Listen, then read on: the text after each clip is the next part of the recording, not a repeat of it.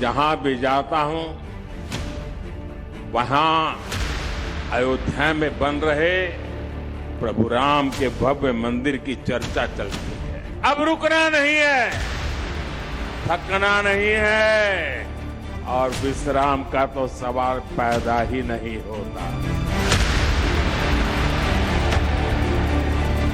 अयोध्या धाम तीर्थ विकास परिषद के गठन का भी प्रस्ताव रखा गया है और इसको हमारी कैबिनेट ने पास किया है। मैं सनातन धर्म का पालन करने वाला व्यक्ति हूँ, अच्छा हिंदू हूँ।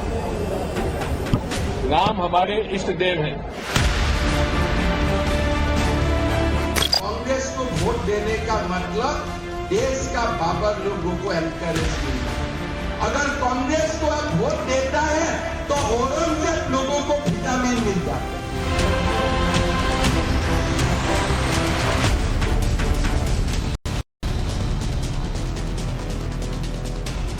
नमस्कार, टाइम्स नाउ नव भारत पर देश के सबसे पसंदीदा डिबेट शो राष्ट्रवाद में आपका स्वागत है। आपके साथ मैं हूं राकेश पांडे। राष्ट्रवाद यानी देश से बढ़कर कुछ नहीं। क्या योगी आदित्यनाथ ने अयोध्या में कैबिनेट बैठक कर 2024 का एजेंडा सेट कर दिया? क्या चुनाव में हिंदू वोट के लिए राम मंदिर और अयोध्या पर सियासी पारा हाई है? सवाल यह भी है कि असम के सीएम हिमंता बिस्वा शर्मा ने क्यों कहा कि कांग्रेस को वोट देने का मतलब बाबर और औरंगजेब को ऑक्सीजन देने जैसा है। आज अयोध्या में योगी आदित्यनाथ कैबिनेट की पहली बैठक हुई।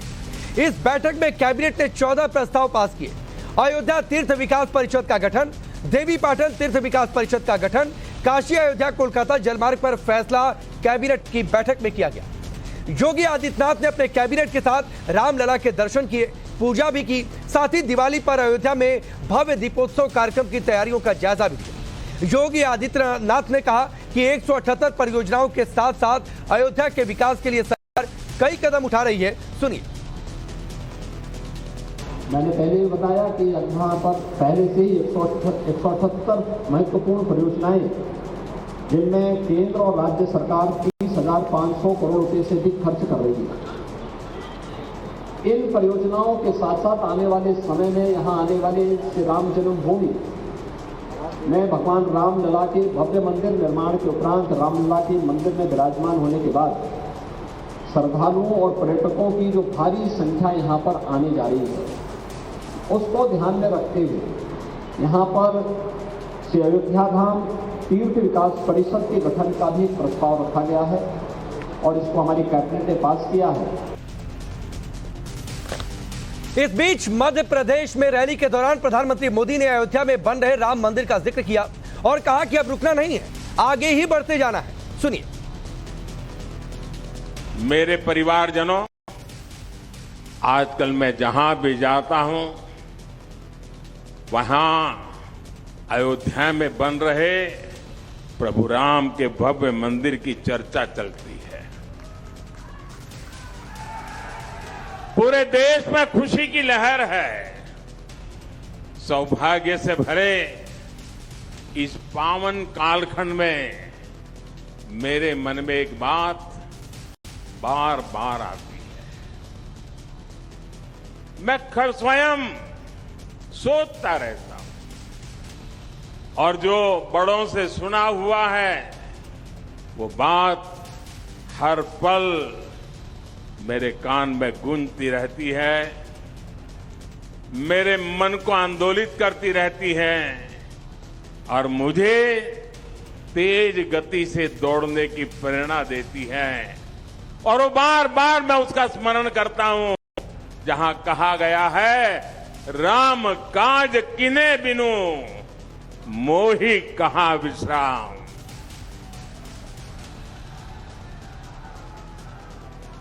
अब रुकना नहीं है, थकना नहीं है और विश्राम का तो सवाल पैदा ही नहीं होता।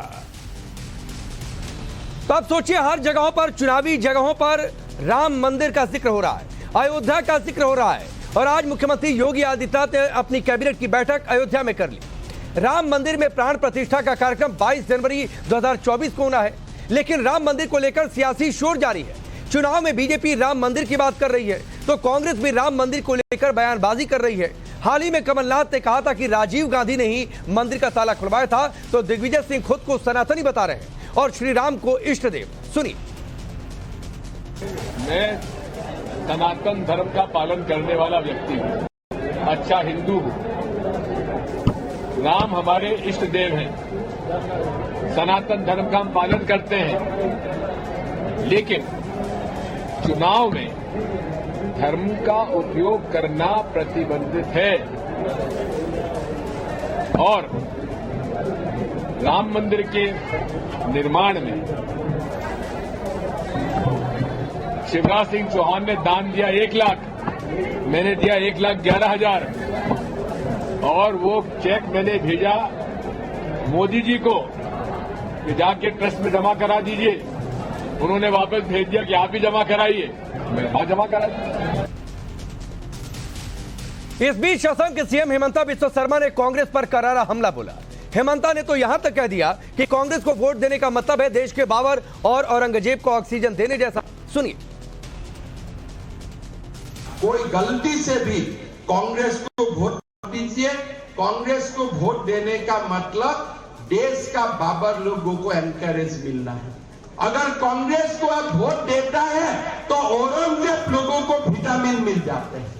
ये जगह में अगर कांग्रेस जीतता है, देश का बाबर औरंगजेब देश का कोने कोने में हमारे लोगों का ऊपर अत्याचार शुरू कर देगा। आज कर्नाटक में कांग्रेस जीता, कर्नाटक में डेली क्या हल्ला होता है आप लोग सुनते रहिए।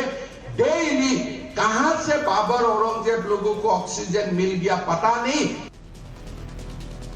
चलिए वो सवाल आपके सामने रखता हूं जिनके इर्द गिर्द आज की चर्चा आगे बढ़ेगी। सवाल पहला यह कि अयोध्या में योगी कैबिनेट क्या 2024 का एजेंडा सेट हो गया है? कांग्रेस को वोट तो बाबर औरंगजेब को ऑक्सीजन जो बातें हेमंता बिस्वा शर्मा ने कही। सवाल यह भी कि राम मंदिर की शुभ घड़ी आई, अयोध्या पर क्या चुनावी पारा आई है और यह 2024 तक चलेगा? सवाल यह भी है कि जो राम को लाए हैं क्या 24 में वही आएंगे? क्या यह तय मान लिया जाए कि सब कुछ, सारी बातें, सारे बयान, चुनावी रैलियां, सब कुछ अयोध्या और प्रभु राम के मंदिर के इर्द गिर्द? चलिए आपका परिचय आज के मेहमानों से करवाता हूं। अनिला सिंह भारतीय जनता पार्टी के नेता और प्रवक्ता, शैलेश तिवारी जी हमारे साथ जुड़े हुए हैं, विवेक बंसल जी कांग्रेस पार्टी के नेता, आदिल हसन एमआईएम पार्टी के नेता और प्रवक्ता, ठाकुर अभिषेक सोम समाजवादी पार्टी के नेता। आप सभी का बहुत बहुत स्वागत है। शुरुआत में विवेक बंसल जी आपसे करता हूं। दो बातें, एक तो एमपी और राजस्थान दोनों जगहों पर हिंदुत्व की रेस लगी है आपकी बीजेपी से। नंबर एक बात, कौन कितना चंदा दिया, हमने चंदा राम मंदिर में अधिक दिया, ये आपके नेता सुना रहे हैं। दूसरी ओर हेमंता कह रहे हैं कि बाबर को ऑक्सीजन दे देंगे, औरंगजेब को ऑक्सीजन दे देंगे अगर कांग्रेस को वोट दिया तो। देखिए राकेश जी, पहले तो मैं ये जो चुनावी चर्चा जो खासतौर से आपने राजस्थान और मध्य प्रदेश के परिप्रेक्ष्य में कही है, अगर कोई हमारा नेता ये कहता है कि हमने राम मंदिर के जहां तक निर्माण में या उसमें हमने अपना चंदा दिया है तो उसमें कोई, मेरे ख्याल से कोई त्रुटि नहीं है। और वहां मैं स्पष्ट कर दूं आपसे कि मध्य प्रदेश और राजस्थान में दोनों जगह हमारी सरकार बनी है। और जहां तक हेमंत बिस्वास जी का वक्तव्य का सवाल है, बहुत ही दुर्भाग्यपूर्ण है इस देश में जहां चुनाव होने चाहिए, मुद्दों पर प्रगति पे होनी चाहिए, तरक्की पे होनी चाहिए, समावेशी विकास पर होने चाहिए, एक कानून व्यवस्था पर होने चाहिए। आज उसके सापेक्ष जो है चुनाव एक घृणात्मक, एक सांप्रदायिकता के नाम पर लड़े जा रहे हैं। आज मुझे ये समझ नहीं आता कि भारतीय जनता पार्टी की आस्था है कि नहीं संविधान के प्रति। बाबा साहब अम्बेडकर जी ने जो संविधान का जो संरचना में जिसमें महत्वपूर्ण भूमिका उन्होंने निभाई थी, आज उस कहीं ना कहीं हम लोग जो बार बार इस बात को कहते हैं कि संविधान खतरे में, आज या तो आप ये कह दीजिए कि अल्पसंख्यक जो समाज है उसको हम इस देश का नागरिक नहीं मानते, संविधान में अपना संशोधन कर दीजिए। पर इस तरीके की बातें कह के इस देश का आप कहीं ना कहीं एक विवेक बंसल जी, आप 1-1.5 मिनट बोले, आप कहां से माइनॉरिटीज को लेकर आ गए? माइनॉरिटीज की तो कोई चर्चा नहीं हो रही थी। नंबर एक बात है, आपने ये कहा कि कांग्रेस और क्या हो, नहीं मैंने कहा कुछ कहा। राकेश जी आप कहें, आप क्या ये इसका क्या मतलब हुआ? क्या आप में मैं ये कहना चाहूं कि क्या इस वक्तव्य ये अपने आप में परिपूर्ण नहीं, मैंने कहा कुछ कहा है। अरे विवेक जी, मैंने कहा कुछ कहा है। हेमंता बिस्वा शर्मा ने कुछ कहा, उसके आधार पर मैंने आपसे सवाल कर लिया। मैंने अपनी ओर से तो अभी तक कुछ कहा ही नहीं है। हेमंत जी ने ये स्पष्ट कर दिया किस तरीके से? भाई आप मुझे फिर स्पष्ट नहीं, वो शायद इसलिए कह रहे होंगे विवेक बंसल जी क्योंकि आपकी पार्टी के दर्जनों भर नेताओं के नाम हैं जो प्रो माइनॉरिटी स्टेटमेंट देते हैं, जो एंटी हिंदू स्टेटमेंट देते हैं। 2014 में आपकी पार्टी की सरकार चली गई देश से, तो AK एंटनी की रिपोर्ट में इस बात का जिक्र था कि आपकी इमेज एंटी हिंदू हो गई है। अगर प्रो माइनॉरिटी वक्तव्य देते हैं तो वो इस देश के नागरिक नहीं है। किसने कहा कि नहीं है? तो एंटी हिंदू स्टेटमेंट देंगे क्या? AK एंटनी की रिपोर्ट में इस बात का जिक्र नहीं था कि आपकी पार्टी की इमेज एंटी हिंदू हो गई है और ये 2014 में हार की एक बड़ी वजह? उनके कहने से ना तो एंटी पार्टी एंटी हिंदू हमारी इमेज है। आप हिंदू इमेज तो एंटी हिंदू तो इनकी पूछिए कि किस तरीके से हिंदू कोड बिल जब पारित हो रहा था तो क्या इनका स्टैंड था, क्या इनका पक्ष था RSS का, और क्या सोच थी, क्या किस तरीके से प्रतिगामी सोच से पर फलीभूत थे ये लोग। आज हम लोग हिंदुत्व का क्या मतलब है? हिंदू हमेशा समावेशी रहा है, उसने सहिष्णुता दर्शाई है। इतिहास की तारीख के पन्नों को आप पलट के देखिए। आज जो ठीक, विवेक बंसल जी मैं आ रहा हूं। अनिला सिंह, इनकी बातों का जवाब और जिस तरीके से योगी कैबिनेट की मीटिंग अयोध्या में हुई है और प्रधानमंत्री मोदी जो जिक्र कर रहे हैं, तो क्या ये मान लें कि पूरा चुनाव स्टेट्स का और अगले साल देश का चुनाव वो सब कुछ अयोध्या के इर्द गिर्द होगा? देखिए, मेरी सबको राम राम। और जी बिल्कुल, मैं विवेक जी को सुन रही थी और जिस प्रकार से ये इतने उत्तेजित होकर बोल रहे थे, लग रहा था कि इस भारतवर्ष में हिंदू होना अपने आप में एक गुनाह है, क्योंकि इन्होंने यही प्रयास किया ना, इनके राजनीतिक दल ने यही प्रयास किया है। हिंदू कोड बिल की ये बात कर रहे थे, साहब जाकर एक बार पूरा पढ़िएगा कि किस प्रकार से आप लोगों ने जो पूरा एक षड्यंत्र के तहत उस वक्त भी हिंदुओं को टारगेट किया था और एक धर्म विशेष को आपने अपीज किया था। ठीक है, हिंदू कोड बिल जाकर आप दोबारा पढ़िएगा, उसका इतिहास पढ़िएगा, मैंने बहुत अच्छी तरीके से यहाँ पर पढ़ा हुआ है। ठीक है, आप हमसे बात करते हैं कि क्या माइनॉरिटीज की बात करना गुनाह है? माइनॉरिटीज की बात करना गुनाह है। 1993 में जो माइनॉरिटी कमीशन बनाया, पूरा एक मिनिस्ट्री आप लोगों ने बना दी थी, माइनॉरिटी के नाम पे क्या मुसलमान ही है इस देश में? बाकी लोग नहीं है। 5 धर्मों को मिलाकर ये माइनॉरिटी मिनिस्ट्री, माइनॉरिटी कमीशन, इसका गठन हुआ है ना बंसल साहब। तो माइनॉरिटी के नाम पर आप एक ही धर्म की रोटी क्यों सेकते हैं? क्योंकि आपको अपीजमेंट करना है। आपका वो राजनीतिक दल है जिसके सबसे बड़े चेहरा राहुल गांधी जी जो है हिंदुत्व को गाली देते हैं।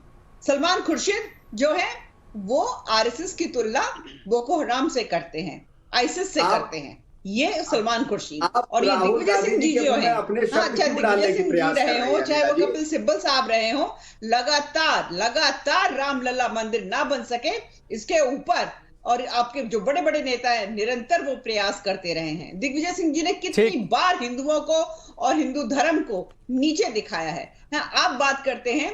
अच्छा, मैं एक और ओपिनियन ले लेता हूं, क्योंकि तेलंगाना में भी चुनाव और वहां पर तो बड़ी दिलचस्प फाइट चल रही है। ठीक है, आदिल हसन, अनिला जी अनिला जी आ रहा हूं। आदिल हसन, क्या आपको यह लगता है कि कांग्रेस को वोट देते हैं लोग तो बाबर और औरंगजेब जैसे लोगों को ऑक्सीजन दे देंगे, या फिर जो उनको मानते हैं?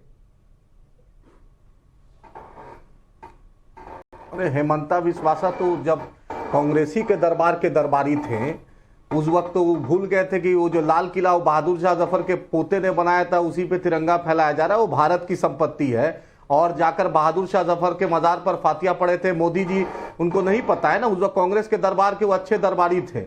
उस वक्त जब तक कांग्रेस में मलाई खाना था मलाई खाए, अब भाजपा में खा रहे हैं, फिर कहां चले जाएंगे? हेमंता विश्वासा को इतना सीरियस क्यों लेते हैं? कल तक अमित शाह उन पर भ्रष्टाचार का केस लगाते थे, आज अमित शाह उनको वॉशिंग मशीन में धोकर अजीत पवार के साथ, नारायण राणे के साथ, प्रफुल्ल पटेल के साथ, छगन भुजबल के साथ साफ कर दिए। आदिल, कौन किस पार्टी में था, किस पार्टी में चला गया, इस पर चला गया तो डिबेट बहुत दूसरी दिशा में चली जाएगी, और यकीन मानिए उसके बाद कोई पार्टियां जवाब देने लायक नहीं बचेंगी। तो मत उधर जाइए सर, डिबेट को मत उधर मोड़िए। जो सवाल पूछा था उसका जवाब दिए। आपको लगता है कि नहीं लगता? जी देखिए, ये बोलने का, क्योंकि बीजेपी के पास हिंदू मुसलमान पाकिस्तान बिरयानी शिरवानी मस्जिद मंदिर के अलावा इनके पास कोई शब्द नहीं है। तो बोलिए कि आपको नहीं लगता है? बीजेपी यही मुद्दा बोलेगी, क्योंकि बीजेपी जान रही है मध्य प्रदेश हार रही है, मध्य प्रदेश तेलंगाना मिजोरम छत्तीसगढ़ बीजेपी हार रही है। अरे आदिल, तो सीधे से बोलिए ना कि आपको नहीं लगता है। बोलिए कि देश के लोग कांग्रेस को वोट दे तो बाबर औरंगजेब जैसे लोगों को ऑक्सीजन नहीं मिलेगा। बोलिए, इसमें क्या दिक्कत है? सुनिए कांग्रेस, सुनिए राकेश भाई, बाबरी मस्जिद को शहीद करने में कांग्रेस का उतना ही रोल है जितना भाजपा का है। को रात के अंधेरों में मूर्तियां रखाई गई, बाबरी में शिलान्यास किया गया राजीव गांधी के वक्त में, और 1992 में पीवी नरसिम्हा राव के वक्त में बाबरी मस्जिद को शहीद की गई। और आरएसएस बजरंग दल ने सुप्रीम कोर्ट में झूठ बोला, हलफनामा झूठा दिया और मस्जिद को शहीद किया। ये सुप्रीम कोर्ट के जजमेंट में है, ये मैं नहीं बोल रहा हूं। अरे तो क्या मानूं आदिल हसन, दोनों को श्रेय मिलना चाहिए। आदिल हसन तो एक लाइन में हमको बता दीजिए ना जवाब, मैं आगे बढ़ता हूं। मैं नहीं समझ पा रहा हूं आप क्या कहना चाहते हैं, क्या कि बाबर औरंगजेब जैसे लोगों को ऑक्सीजन मिलेगा कि नहीं मिलेगा कांग्रेस को वोट गया तो?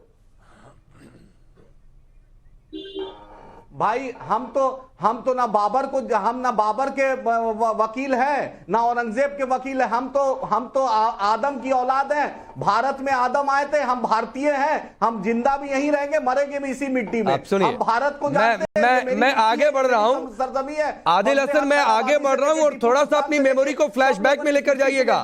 बार बार बाबरी मस्जिद, बार बार अयोध्या, आपकी पार्टी के जो सबसे बड़े नेता हैं कितनी बार उन्होंने जिक्र की है, तो सबसे बड़े वकील तो वही बने फिरते हैं। तो मत इधर उधर की बातचीत करिए, जरा मेमोरी को फ्लैशबैक में लेकर जाइए। कोई गुना सुनिए राकेश भाई, ये मेरा फेथ है, क़यामत के सुबह तक बाबरी मस्जिद मेरे लिए बन गए बाबर के वकील। अल्लाह ताला अब बन गए ना बाबर के वकील, ये आपका ये ठीक है। अरे तो अब बन गए ना बाबर के वकील, जो आपसे थोड़ी देर पहले आप कह रहे थे कि मैं नहीं हूं बाबर का वकील, मेरा फेथ है, तो बन गए ना बाबर के वकील।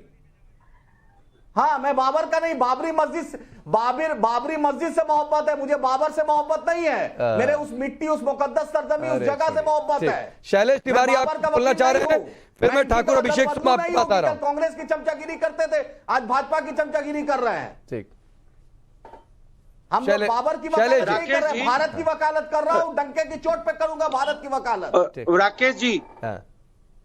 राकेश जी, जो हेमंत बिश्व शर्मा जी ने कहा है कि जो कांग्रेस पार्टी को वोट देगा, सिर्फ कांग्रेस पार्टी को नहीं, जो सभी विपक्षियों को वोट देगा, वह बाबर के विचार को और औरंगजेब के विचार को, जो औरंगजेब का विचार था भारत के सनातन संस्कृति को मिटाने का, सनातन धर्म को समाप्त करने का, वह विचार आज आदिल हसन जैसे लोगों के है मन में। जब भारत के मुक्त सुप्रीम कोर्ट के द्वारा, माननीय न्यायालय के द्वारा हमें विजय प्राप्त हो गया, विजय प्राप्त होने के बाद आज बाबरी ढांचे को, जो विवादित ढांचा था, उसे आज भी कह रहे कि इनके लिए मस्जिद है। वहां एक विवादित ढांचा था और हमारे मंदिर के ऊपर बना था और उस पर हम विजय प्राप्त किए।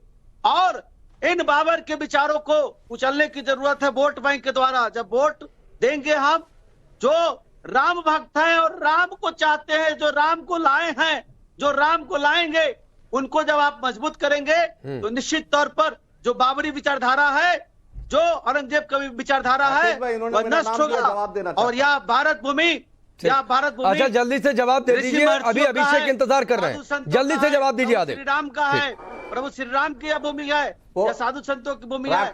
राकेश भाई, ये सुप्रीम कोर्ट का जजमेंट था, ये भाजपा का जजमेंट नहीं था, इनको गलतफहमी है। अरे तो मानिए ना फिर आप क्यों कह रहे हैं? किसी भाजपा के न्यायालय का तो छोड़ देते ना फिर उसकी बातचीत करना। उसी लाल किला पे झंडा फहरा रहे हैं। अब बहादुर शाह जफर के मजार पर जाकर फातिया पढ़ने गए, जिन्ना के मजार पे अडवाणी फातिया पढ़ने गए थे। समझे, नवाज शरीफ के बिरयानी मोदी जी खाने जाते हैं। पाकिस्तान में जाकर अजहर मसूद तो कंधार में यही भाजपा छोड़ती है, हमें नहीं बतलाए देश की बात। ये मेरी मिट्टी और इसी मिट्टी में जिंदा रहेंगे, इसी मिट्टी में कफन है मेरा, इसी मिट्टी में मिलेंगे, याद रखिएगा। ये मेरी मिट्टी है, कहीं पर आरएसएस नहीं था देश की आजादी में। अंग्रेज की हम दरबारी नहीं कर रहे थे, हेमंता विश्वासा कल तक कांग्रेस के दरबारी में दरबार थे। ठीक है, पूछिए ठाकुर अभिषेक सोम, मैं आदिल वापस लौट कर आता हूं, आदिल वापस लौट कर आता हूं, शैलेश जी आपके पास भी आता हूं। ठीक है, आता हूं लौट कर। ठाकुर अभिषेक सोम, मुख्यमंत्री योगी आदित्यनाथ तो अपनी कैबिनेट को लेकर अयोध्या चले गए, कैसे लड़ेंगे आप लोग आगे का चुनाव? यह तय है बीजेपी का एजेंडा क्या है? नहीं ठीक है, वो अयोध्या जाएं और अयोध्या को ही हम तो कहते हैं कि राजधानी बना लें, बेहतर रहेगा। और राम मंदिर बन चुका है और उसका निर्माण चल रहा है, अच्छी बात है, कोई दिक्कत नहीं है हमें। और हम तो विकास के मुद्दे पर चुनाव लड़ने वाले लोग हैं। धर्म, जाति और समुदाय को लेकर ये लोग भाजपा ही हैं जो इस तरह की गंदी राजनीति करते हैं। मंदिर अरे सुन लीजिए कि क्या बेवकूफों वाली। शैलेश जी सुन लीजिए, राकेश जी क्यों बोल रहे हैं? कौन लोग हैं? सिर्फ आप बोलिए। अभिषेक जी बोलिए। जैसे आप पढ़े लिखे नहीं हो, देखिए राकेश जी, स्वामी जी, अरे शैलेश जी प्लीज सबसे आखिर में मैं अभिषेक के पास गया, सुनिए उनको। अभिषेक बोलिए आप। देखिए राकेश जी, हम लोग डेवलपमेंट पे चुनाव लड़ने वाले लोग हैं। हमें मंदिर मस्जिद और ये आपस में भारतीय जनता पार्टी की नीति है कि दो धर्मों को लड़ाए, वोट बैंक पर राजनीति करे, भगवान श्री राम का नाम ले, देवी देवताओं के नाम पर चुनाव लड़े। हमने कोई चुनाव नहीं लड़ा। आप देख लीजिए अखिलेश जी ने जो भी चुनाव लड़े हैं, चाहे 12 का चुनाव लड़ाओ, 17 का लड़ाओ, 19 का लड़ाओ और अब आगे लड़ रहे हैं, या 22 का लड़ाओ और 24 में भी हम लड़ेंगे। केवल विकास के नाम पर चुनाव लड़ेंगे। और देखिए ये गंदी राजनीति है, इस तरह का समाज में विद्वेष नहीं फैलना चाहिए। और रही बात हेमंत बिस्वा जी की, तो मुझे लगता है मानसिक रोगी है, इस तरह के बयान नहीं देने चाहिए। चीफ मुख्यमंत्री हैं, उनके प्रदेश में भी ऐसे लाखों मुसलमान होंगे जो उनको सपोर्ट करते होंगे, जो पढ़ना चाहते होंगे, उनको बेहतर यूनिवर्सिटी चाहिए। कौन प्रवक्ता है? अरे आप भी मानसिक रोगी है, इलाज कराइए भैया। योगी जी ने बहुत अच्छा हॉस्पिटल खुलवाया, उसमें इलाज करा लो। जन्मा बच्चा तू योगी जी ने बहुत, अरे नहीं प्लीज का बच्चा तू क्या बोलेगा? नहीं प्लीज ऐसी बातें नहीं। शैलेश जी शैलेश जी प्लीज किसी की हैसियत मत देखिए भाई, कोई यहाँ पर मैंने कोई किसी की हैसियत ना देखे। किसी राज्य के मुख्यमंत्री शैलेश जी कोई किसी की हैसियत ना देखे। खुद पागल है। ठीक है प्लीज ऐसी बातें नहीं अनिला जी, ऐसी बातें नहीं। मैं आगे बढ़ रहा हूँ। अगर कोई मानसिक रोगी है, नहीं अभिषेक प्लीज, बहुत सारे बयान है अभिषेक। मैं अगर आपसे बयान कोट करके पूछने लगूंगा, यकीन मानिए अगले 2 मिनट आप जवाब नहीं दे पाएंगे। अनिला जी, आप लोग सिर्फ धर्म का नाम लेकर, भगवान राम का नाम लेकर चुनाव लड़ती हैं और आगे भी लड़ेंगी। अभिषेक कह रहे हैं प्लेटफॉर्म में हम देंगे। देखिए एक बात तो है अभिषेक जी ने ये तो मान लिया कि योगी जी के राज में अस्पताल बहुत अच्छे बन रहे हैं। दूसरी बात ये है कि आदिल हसन साहब के जो नेता है ना ओवैसी साहब, वो बेगानी शादी में अब्दुल्ला दीवानी की तरह उछलते रहते हैं। भारतीय जनता पार्टी जो है कभी भी किसी भी धर्म को छोटा नहीं मानती है। सब धर्म अच्छे हैं, सब धर्म बराबर है। तुष्टिकरण गलत है। तुष्टिकरण की राजनीति इस देश में अगर किसी ने शुरू करी तो वो कांग्रेस पार्टी ने शुरू करी। उसकी हद इतनी बढ़ गई कि उसने भगवा को भी आतंकवाद से जोड़ दिया। या भगवा मतलब आतंकवादी। ये वो राजनीतिक दल है जिसके छत्रछाया में सैकड़ों जो है सांप्रदायिक दंगे हुए हैं।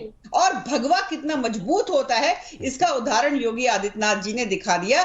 जब से एक भगवाधारी मुख्यमंत्री के रूप में उत्तर प्रदेश में शासित हुए हैं, यहाँ सांप्रदायिक दंगे हुए नहीं है। ठीक है, आदिल कुछ कहना चाह रहे हैं आपसे अनिला जी। आदिल बोलिए जल्दी।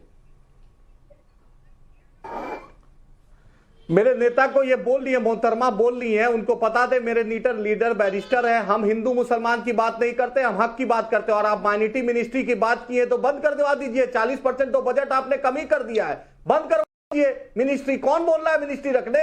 आप मोदी जी सबका साथ सबका विश्वास की बात करते हैं, हिस्सेदारी की बात करते हैं, तो काहे नहीं हिस्सेदारी दे रहे हैं? 75 साल में पहली बार कोई ना मुसलमान मिनिस्टर है ना एमपी है। अगर इंसाफ की बात तो कीजिए ना। नवाज शरीफ के हम बिरयानी खाने नहीं जाते। चलिए जवाब आखिरी 20 सेकंड है। अनिला जी जल्दी से जवाब दीजिए। आदिल प्लीज। आदिल हसन जी पहले अपनी ना भाषा पे संयम रखना सीखिए। ये सड़क छाप भाषा जो होती है ना, बिरयानी खाने गए, ये आपकी पार्टी और आपके नेता को ही शोभा देते हैं। दूसरी बात ये है माइनॉरिटी में केवल आप आते हैं साहब। कांग्रेस पार्टी ने आपको सिर पे चढ़ाकर बैठा दिया तो आप समझते हैं कि माइनॉरिटी का कमीशन में केवल मुसलमान आते हैं, बाकी लोग नहीं आते। सिख कहाँ जाए, जैन कहाँ जाए, बौद्ध कहाँ जाए, पारसी। ठीक है चलिए आदिल प्लीज। अनिला जी रुकेंगे, वक्त इतना ही और जाहिर सी बात है जिस तरीके से स्टेटमेंट आ रहे हैं, अगले साल एक बड़ा मुद्दा अयोध्या प्रभु राम का भव्य होगा, ये तय है। आप सभी का बहुत बहुत शुक्रिया। रुकेंगे ब्रेक के लिए।